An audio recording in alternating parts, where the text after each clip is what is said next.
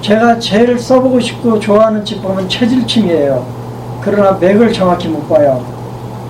사암침 써보고 싶어요. 변증이 쉽지가 않아요.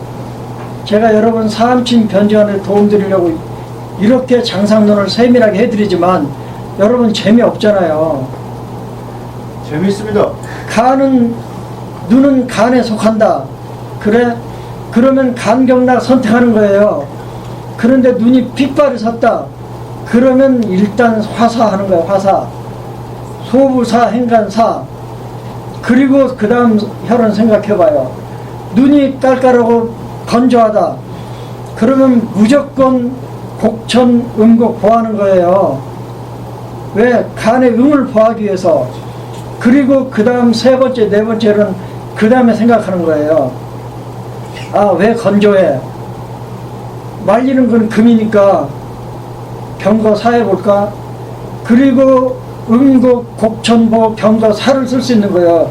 눈이 뻑뻑하다면. 왜? 간 음어니까.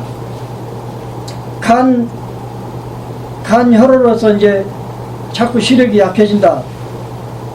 뻑뻑하거나 마르진 않는데 눈 시력이 떨어진다. 이건 간 혈어잖아요. 간에 저장되어 있는 혈이 부족해서 눈이 필요로 하는 혈액을 못 보내줘서 눈이 지금 시력이 떨어지고 있잖아요. 야맹증도 오고. 그러면 간 혈을 보여주는 게 뭐예요? 간을 보여주는 거지. 그래서 음곡, 곡천, 보, 그 다음에 경거, 중공, 사로 가는 거잖아요. 그러니까 제가 설명해드린 장산론 잘 배워놓으면 사암침 쓸 수 있어요. 선생 안 데려다 놔도. 코는 폐에 속하잖아요. 그럼 다른 데로 가지 말고 폐경락으로 가요. 콧물이 노래요. 그러면 열이잖아요. 무조건 화사부터 들어가요. 소부사, 어제사. 그리고 생각하는 거예요. 코가 건조해서 콧물도 없이 코가 메말라요. 건조해요. 그러면 코가 음이 부족한 거잖아요. 그럼 폐경락에 가서 음곡, 척택, 보부터 시작해요. 음곡, 척택, 보. 사암침이 따로 있는 게 아니에요. 감기 들었는데 콧물이 줄줄 나요. 근데 콧물이 흰색이에요. 콧물이 흰색이라는 건 한 아니에요. 한이면 뭐예요? 그냥 소부, 어제를 먼저 보여요. 아니면 콧물이 줄줄 난다는 거는 코에 물이 많다는 거잖아요. 그러면 물부터 사야 되잖아요. 음곡사, 척택사. 손톱이 문제가 생겼어요. 그러면 손톱하면 얼른 뭐가 생각이 나야 돼요? 간이 생각나야 되잖아요. 근데 손톱이 메말라서 자꾸 갈라져요. 손톱이 얇아진다는 얘기는 뭐예요? 혈이 부족하다는 거잖아요. 손톱이 갈라진다는 건 뭐예요? 지금 손톱이 음이 부족하다는 거잖아요. 그러면 손톱 하나 갈라지는 것만 봐도 이 사람 간 음어구나. 손톱이 얇아지는 것만 봐도 이 사람 간 혈어구나. 손톱 색깔이 어둑해진다. 이건 간 어혈이구나. 그리고 처방으로 들어가는 거잖아요. 그 다음에 아까도 머리카락 얘기해드렸지만 머리카락은 혈에 남아지니까 머리카락이 아침에 세수할 때 쑥쑥 빠지는 건 간 혈어예요. 지금 젊은 사람도 간 혈에 있을 수 있어요. 그러면 시력도 떨어질 수 있어요. 그러면 간 혈어로 보는 거예요. 심혈어로 보고. 왜냐하면 혈의 나머지가 머리카락으로 나와 있으니까. 그 다음에 신의 기능 여하는 머리카락에 나타난다고 되어 있으니까 머리끼리 윤기가 없어요. 머리카락이 자꾸 메말라요. 푸석푸석해요. 그러면 신음이 부족한 거잖아요. 그럼 신정격 쓰는 거지. 신경락을 선택해서 신정격을 써주는 거예요. 그러니까 사암침도요, 이 장상론을 잘 해놓으면 그냥 갖다 쓰면 되는 거예요.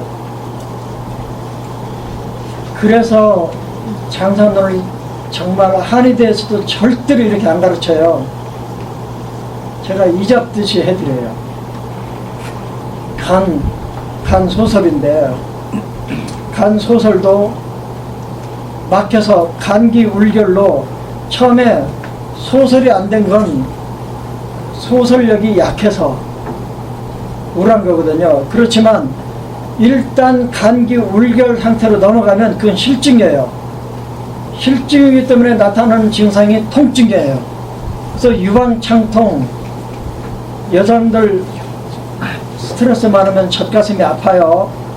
생리 시작 전에 젖가슴이 아파요. 그 다음에 제가 미국에서 경험했는데요. 간의 증상은 협통이다. 이걸 배웠는데 제가 무슨 일로 되게 화가 났어요. 그래서 화를 내지는 못하고 욱 하고 올라오는 화를 꾹 참았어요. 꾹 참으니까요. 진짜 옆구리가 아프대요. 옆구리가 푹 쑤시듯이 아파요. 그런데요. 기체가 왜 중요하냐면 기체는 반드시 어혈을 만들어내요. 기체 혈어. 이 단어는 외워버리세요. 그런데 어혈 통증의 특징이 뭐예요? 자통이잖아요. 자통. 그리고 고정된 장소의 통증이잖아요. 옆구리라고 하는 고정된 부위에 쿡쿡 찌르듯이 아픈 통증은 뭐예요? 어혈이잖아요. 근데 이 어혈이 왜 생겼어요? 정말 화가 난 걸 꾹 참으니까 옆구리가 욱 하더니 아픈 거예요. 소설이 안 돼. 정지가 실상이 되니까, 소설이 실상이 되니까 기가 우울하게 되고, 그 기울이 되니까 어혈이 생긴 거예요. 그렇게 생기는 병기를 기체혈어라고 그래요. 그러면 한약하는 사람들은 필요하냐? 정말 한약이 좋긴 좋아요. 왜냐면 한약은 한 번 지어가면 한제 지잖아요. 그러면 20일 동안 치료를 하는 거하고 똑같잖아요. 열흘 내지 보름 치료하는 거하고 똑같잖아요.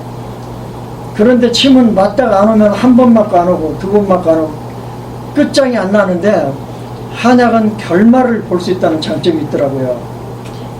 그러니까 여러분들이 환자에게 한 번에 침을 10번 값을 받는 것도 아주 좋은 방법이라고 생각해요.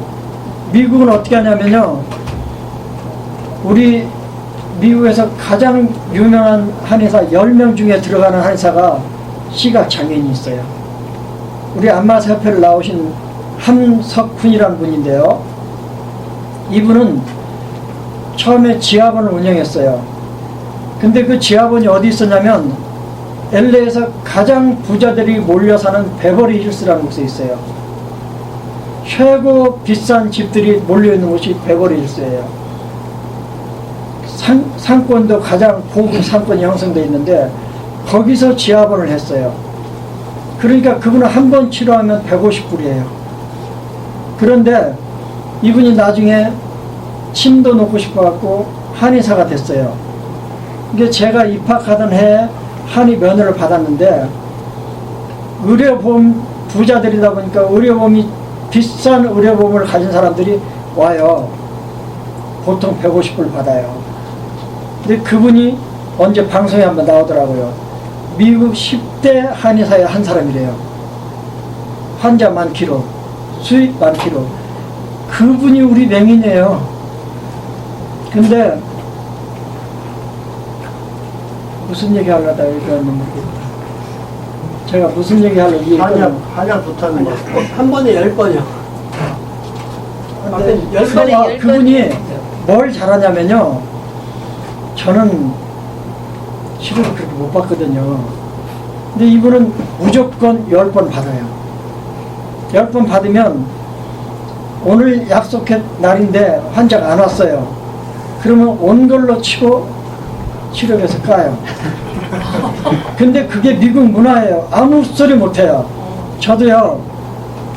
다음 주 수요일날 올게요 하고 갔어요. 한국 사람들은요. 수요일날 안 와도 전화도 안 하고 안 와요. 조금 교양 있던 사람은 그 시간대쯤 돼서 전화를 와요. 못 간다고. 그런데요, 미국 사람은 그 다음 주 수요일날 와서요, 200불 주고 가요. 지난번 약속하고 못 왔다 그래서 자기가 주고 가요. 그런 약속 문화가 뭐라는 걸 미국 가서 배웠어요. 약속 문화. 대단하잖아요. 근데 함석군 씨가 그걸 잘해요. 10번 치라면 1,500불 받아놓는 거예요. 이제 여러분도 약을 못 하잖아요. 그렇지만 한 환자를 결과를 보려고 하면 10번 받으세요. 그걸 잘하는 사람들이 송기철인가 누군가 하는 카이로프락터들이 보통 한 달 치료비 미리도 받잖아요. 적어도 10번 치료비 미리서 받고. 그러니까 그 사이에 뭐가 되는 거예요. 근데 그건 좋은 방법이라는 생각이 들어요. 기본적으로 10번 치료비 받고요. 안 오면 까세요. 그러면 터지겠지. 제가 지금 뭔 얘기 하는지 모르겠어요.